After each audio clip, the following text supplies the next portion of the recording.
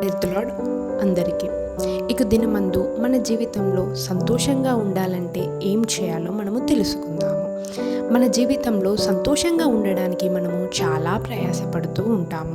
వస్తువుల వలన సంతోషం కలుగుతుందని, మనుషుల ప్రేమ వలన మనకు సంతోషము కలుగుతుందని వాటి కొరకు మనము ప్రయాసపడుతూనే ఉంటాము. కానీ ఆ సంతోషాలన్నీ క్షణం మాత్రమే ఉంటాయి. మరి శాశ్వతమైన సంతోషము దొరకాలంటే మనము ఏమి చేయాలో మనం ఇక దినమందు తెలుసుకుందాము.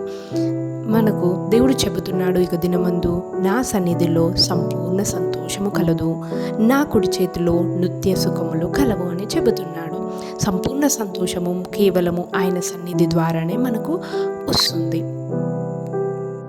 మీరు ఇన్ని రోజులు అనేకమైన విషయాల ద్వారా సంతోషం కలుగుతుందని చూసి ప్రయాసంతో నేడు బాధలో ఉన్నారేమో. దేవుడు మీతోటే మాట్లాడుతున్నాడు.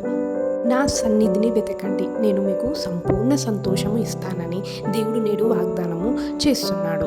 మనము చర్చికి వెళ్ళినప్పుడు ఆ కొద్ది క్షణము ఎంతో సంతోషంగా మనము ఉంటాము. కానీ బయటికి వెళ్ళినప్పుడు మన బాధలు, మన కష్టాలు వెంటాడుతూ ఉంటాయి. కాబట్టి మనము ఆ చర్చిలో అనుభవించిన సంతోషము మనము దినదినము రోజు అనుభవించాలంటే మనము ఆయన సన్నిధిని వెతకాలి.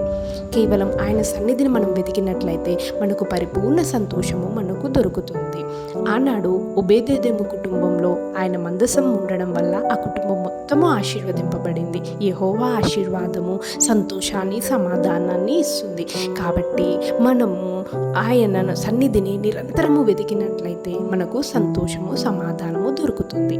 ఆనాడు ఇజ్రాయేలు ప్రజలు యుద్ధానికి వెళ్ళినప్పుడు ఆయన యొక్క సన్నిధి తోడుగా వచ్చినప్పుడు మాత్రమే వారు విజయము చూశారు. ఆయన సన్నిధి తోడుగా రానప్పుడు వారు అన్నీ అపజయపాలే చూసి ఉన్నారు. మన జీవితంలో ఆయన సన్నిధి మనకు తోడుగా ఉంటే మనం అన్ని విషయాలలో విజయాన్ని చూస్తాము, సంతోషాన్ని చూస్తాము, అన్ని విధాలుగా మనము అభివృద్ధి చూస్తాము. కాబట్టి మనకు సంతోషము కలగాలన్నా, ఆనందము కలగాలన్నా మనము ఆయన సన్నిధిని వెదకాలి.